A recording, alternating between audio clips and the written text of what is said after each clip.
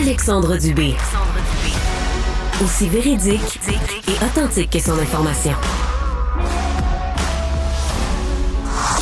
J'ai une question pour vous deux. Benoît Dutrisac. Je suis là pour aider. Qu'est-ce qu'ils veulent, Mario? Mario Dumont. Une réduction de la tâche puis une augmentation de salaire. Ben, c'est cave. C'est des crapus. C'est cave, dire ça. Ils ont tellement tout. Non, ils ont déjà eu plus. La rencontre Dutrisac-Dumont. Fais un petit effort. Denis Coderre, qui est toujours en réflexion d'ailleurs, à savoir est-ce qu'il va se lancer ou non dans la course à la direction du Parti libéral, a enfilé déjà son habit de capitaine Canada, destination Assemblée nationale, pour aller finalement faire la lutte contre les séparatistes. Benoît, Mario, bonjour à vous deux.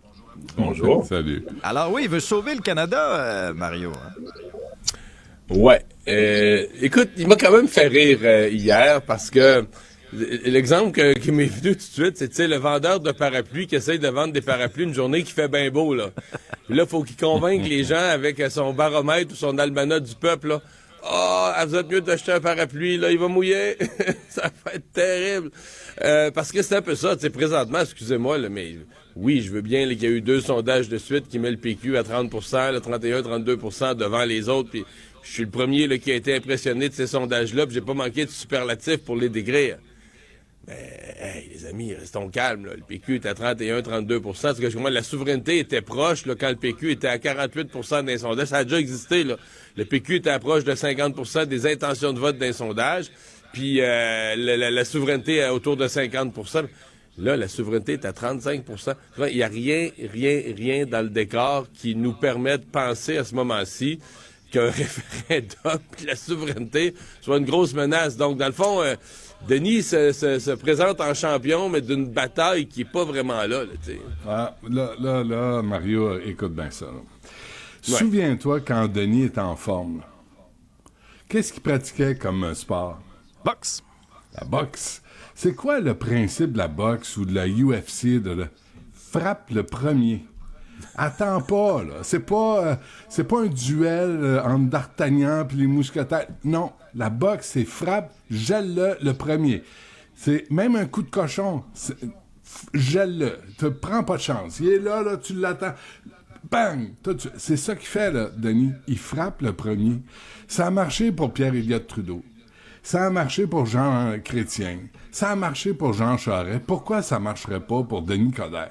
Le nouveau valet du fédéral, le nouveau capitaine Canada qui s'en vient, puis qui dit « Ah, les séparatistes, puis vous allez faire du trouble », et la main sur l'épaule de Paul Saint-Pierre Plamondon est d'un paternalisme un peu limite dégoûtant. Dit, mon petit gars, fais bien attention, je m'en viens, puis mon oncle Denis, là, il va changer les affaires. Toute la vieille politique qu'on a connue des années 80, 90, puis Jean Chrétien qui était toujours là avec les séparatistes, puis qui... Non, j'irai pas là. Mais, est-ce que Marc Tanguay l'a reçu? Ben, là, tu soulèves un bon point. Parce que le seul député qui est allé à sa rencontre, c'est Paul Saint-Pierre Plamondon. C'est celui qui sait vivre. Non, mais c'est Mario, celui qui est courtois. Est-ce que dans ton esprit, c'est un peu bizarre qu'il n'y ait aucun des députés libéraux qui se soit rendu au moins lui serrer la main? Tu me poses la question, est-ce que c'est bizarre? Je vais répondre. Est-ce que ça... Tu sais, la question qu'on pourrait se poser, est-ce que ça confirme l'espèce de malaise qu'on décrit, que sa candidature est accueillie avec un certain snobisme, voire malaise par le caucus actuel? Hey, tu dis, le gars vient... un libéral vient vanter le Parti libéral à l'Assemblée nationale, puis il n'y a pas un libéral qui va lui dire bonjour. Par contre, sur les véritables intentions de Paul Saint-Pierre Plamondon, moi, je pense que lui, il est bien content de voir Denis Coderre dire ça, dans le sens que si quelqu'un arrive puis dit là, la menace séparatiste est là, ben c'est comme si lui, ça vient le crédibiliser. Là, ça vient dire que, regarde, là, on va dire que les gens là, qui défendent le Canada, ils ont peur de moi, ils ont peur de Paul Saint-Pierre Plamondon, ils ont peur du PQ. Donc, Paul Saint-Pierre Plamondon, hier, a très bien fait de grossir d'une certaine façon, lui, en allant le rencontrer et en prenant les devants. D'abord, ça faisait assez courtois, là, c'était sympathique, mais c'était aussi de grossir l'idée que oui, là, ça s'en vient une bataille, les oui contre les non, parce que moi, le camp des oui, là, je suis vraiment fort, puis je m'en viens. Ce qui n'est pas vraiment la réalité, en tout cas, ce qui n'est pas vraiment reflété par aucun chiffre qui démontre l'opinion publique actuelle. Là. Non, mais qui met, tu sais, là, Coder met dans l'embarras Drainville et tous les péquistes qui sont à la CAQ qui disent que le Québec dans le Canada, puis on revient à la vieille bataille là, de séparatistes et de fédéralistes, et allez voir la première page du Montreal Gazette. Je veux dire, c'est la salle de rédaction glisse en bas de sa chaise. Là. Ils se peuvent plus, là. Ils sont tout excités, là. Ils en reviennent pas. Là, il y en a un, Coder ready to fight for no side. Fait que là, Coder lance le mouvement non merci, mais personne lui a dit, Denis, on t'a pas invité. Je sais pas à quoi tu réponds, là. T'as eu 0 invitation. Même ton parti t'a pas invité. Fait que, attends d'être invité avant de dire non merci. C'est le minimum de la politesse. Attends même de te lancer dans la course, Mario. Aux dernières nouvelles, on n'est pas revenu de Compostelle, ça... là. Hey, là, on peut plus commenter ça, Alex. Ça veut dire, il est dans la course, là. Je veux dire... Non, mais un gars qui est en réflexion, qui est en tournée à travers le Québec, qui se présente, qui se définit comme personnage, qui nous dit quelle bataille il va mener. Je veux dire, est-ce qu'on voit que son annonce officielle est pas faite, là? Mais tu sais, son annonce officielle va devenir plus une équipe, de nous présenter son équipe de campagne, de nous présenter son slogan, peut-être son logo publicitaire, peu importe. Mais parce qu'aujourd'hui, on prend pas trop de risques en le considérant comme un candidat officiel dans la course déjà, là. Mais est-ce que Denis passe avant par les médias, puis la politique après? Est-ce qu'il est en train de se faire un petit sondage, là, une étude de marché? Puis est-ce qu'il a des appuis pour devenir le chef du Parti libéral du Québec? Parce que moi, je l'ai jamais été, là. Fait que je connais pas ça. Mais il me semble que tu vas te chercher un paquet d'appuis avant de commencer à te montrer la binette, là. J'ai pas l'impression qu'il les a, ces appuis-là, là. Mais il passe par les médias pour... Il y en a quelques-uns dans les régions. C'est ça. Il y en a quelques-uns dans les régions, mais des appuis. D'abord, dans le caucus, il n'y en a pas. Est-ce qu'il pourrait arriver le jour officiel de sa candidature puis y avoir quelques grosses pointures, par exemple, des militants, des anciens militants, hein, des gens de l'époque, je sais pas moi, de Jean Charest qui reviendrait sous Denis Coderre, peut-être. Mais on s'entend que pour l'instant, c'est la faiblesse de sa candidature. Une candidature très médiatisée qui a fait bouger l'aiguille d'un sondage. Mais si tu me demandes aujourd'hui la faiblesse de sa candidature, c'est le peu d'appui. Puis sincèrement, la semaine passée, on a ri aux larmes avec Marie Monpetit en parlant de l'équipe de Denis Coderre, parce qu'on disait, ben là, l'attaché de presse de Denis Coderre, c'est un dénommé Denis Coderre, le directeur des communications, il s'appelle Denis Coderre, le directeur de campagne s'appelle Denis Coderre, le directeur de la tournée, c'est un dénommé Denis Coderre. Ça ressemble un peu à ça présentement. Là. Mais il va changer de nom, le Parti libéral de Denis Coderre. Là. Ça va être ça. Denis Coderre. Ouais. Est-ce que le Québec doit rabaisser la limite d'alcool pour conduire de 0,08 à 0,05? Mario, c'est un combat qui est mené actuellement par les libéraux. Le gouvernement de la CAQ n'a pas l'intention d'aller dans cette direction-là. Est-ce qu'il y a une réelle volonté en ce sens-là? Je sais que c'est fait ailleurs au Canada, mais... Ouais. Ben, en fait, le Parti libéral a amené ça. Puis, tu sais, la semaine passée, c'est arrivé par le couple, tu sais, puis qui avait été invité dans un cocktail.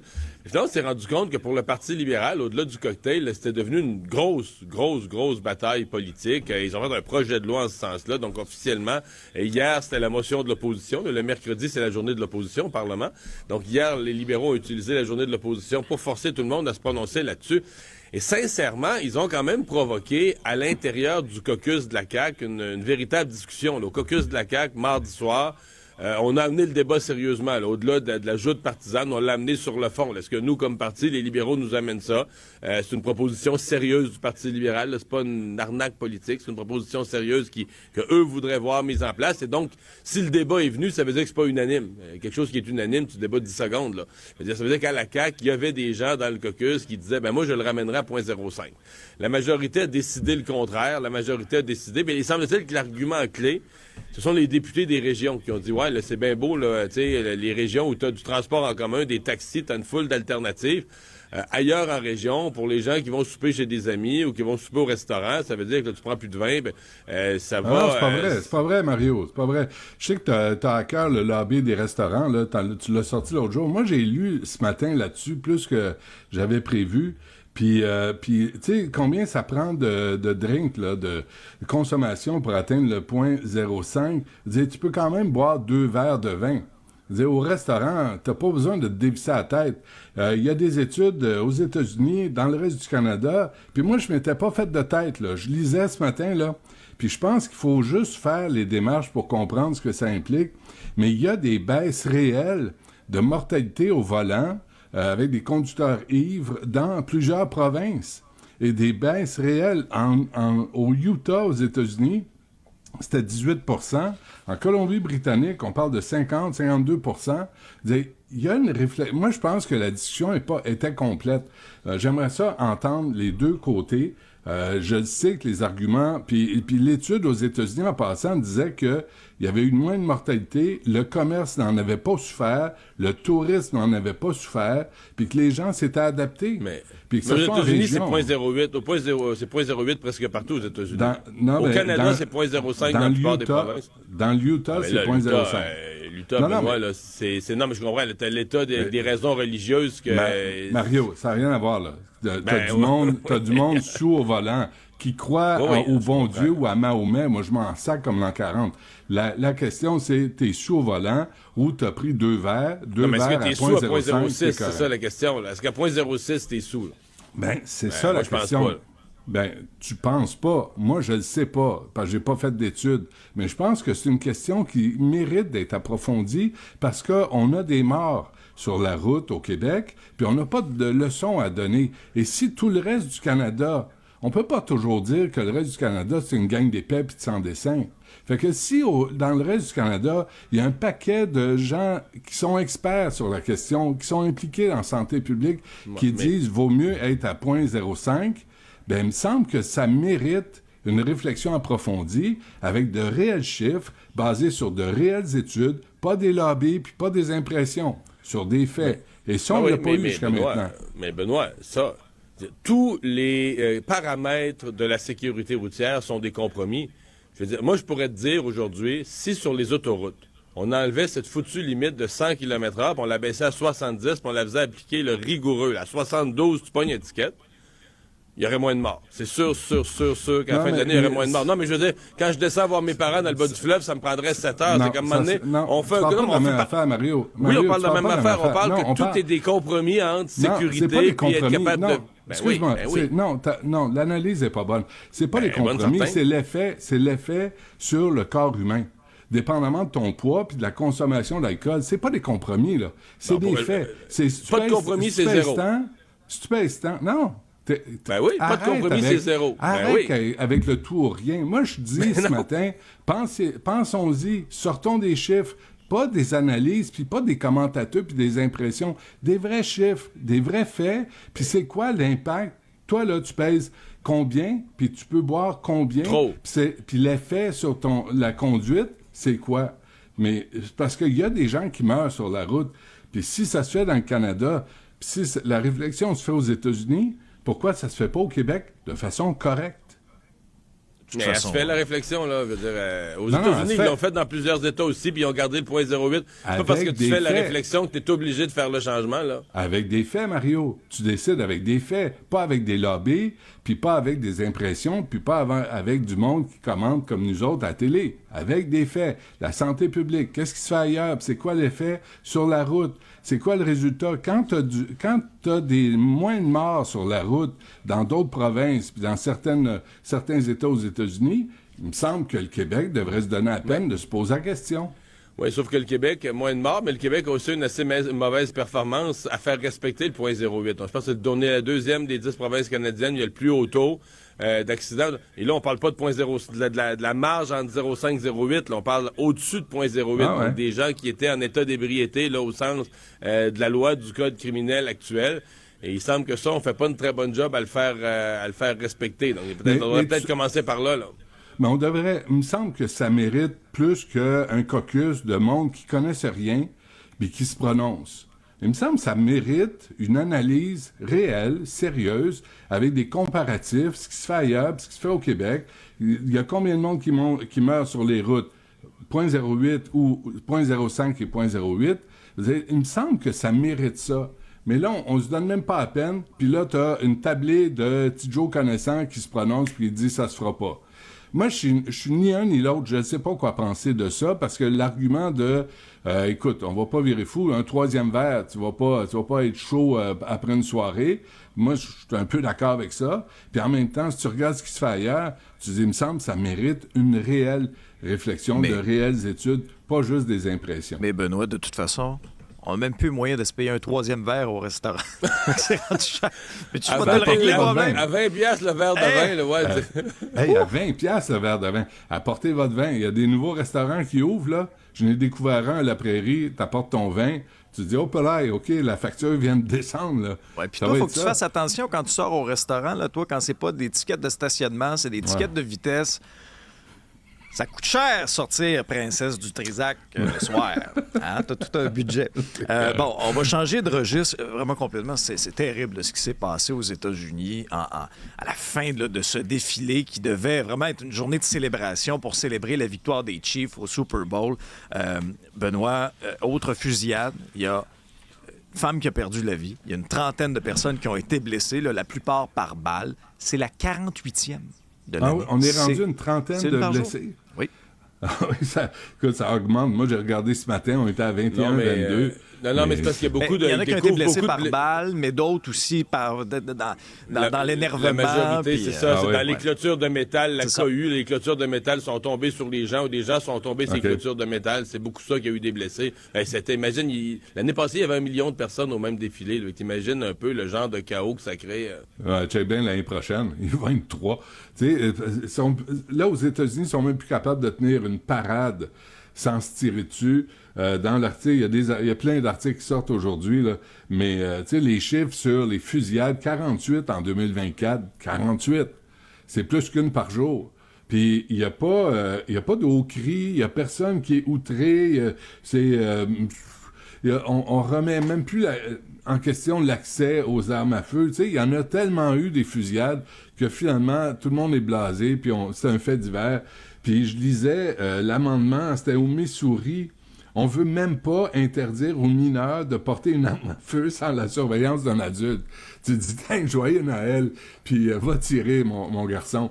Mais il y avait un mineur, il semble que dans les 2 tireurs hier, il y a un des deux qui serait un mineur, c'est ce qui circulait en tout cas hier soir. C'est Thoughts and Prayers. Là, ils vont faire des ballons, puis des mouettes. Tout le temps ça. C'est ça. Puis il n'y a rien qui change. Ça donne pas le goût. Moi, j'ai parlé à des amis qui ont passé un mois en Floride, là, puis ils disaient, sur la route, là, c'est fou, là. Ce qui se passe en Floride, sur la route, les gens roulent comme des psychopathes, puis là, t'oses plus réagir, parce que tu sais pas qui est armé, qui l'est pas. Si tu vas aux États-Unis, à New York, les nouvelles sont toujours... Ils ont accueilli combien? 170 000 migrants. Là, il y a des gangs là-dedans, les gangs du Mexique, des cartels qui se sont infiltrés parmi les migrants. Moi, aller aux États-Unis pour mes vacances, là, pas sûr.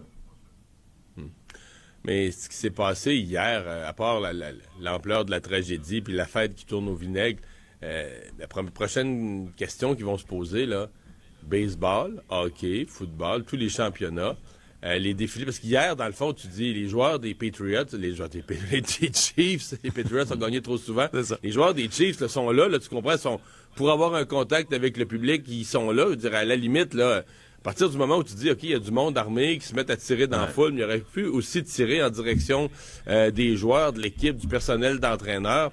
Alors, ça va être quoi l'année prochaine quand tu vas voir un défilé, peu importe le sport? Est-ce que ça va être les gens vont être dans des papes mobiles, tu sais, dans des espèces de véhicules avec des fenêtres anti-balles?